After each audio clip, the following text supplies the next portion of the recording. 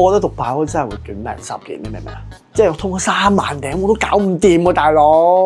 大佬唔係咁讀㗎，如果你就係靠背嘅話，你通過10幾廿萬頂都唔得啦。近呢1-2年嘅考試同你講咗咧，如果你齋靠死背嘅話咧，你基本上都係炒硬咁滯嘅，都唔係考背。而家即係叫我溫書唔緊要，我日搏夜搏，日操夜操，跟住落到嚟寫一劈嘢都冇分嘅。喂，大佬，我晨早同你講咗唔係靠背㗎啦，而係講緊點答題目、點樣應用啊嘛。好簡單，上個堂我教你點樣溫，點樣寫翻答題重點，參埋條題目，咁你就會點寫都好，都一定有分㗎啦。即係同埋我想講咧，我真係間重點間到就係成本書都真係濕晒，你明唔明啊 ？Wet！ 我講過好多次，爆咗間重點唔係咁間㗎，你間晒成本書，咁邊度係重點啊？你話我聽。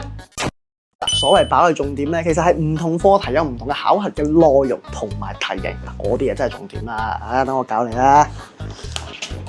即係我溫書溫到成個人真係緊晒又硬晒，你明唔明啊？硬？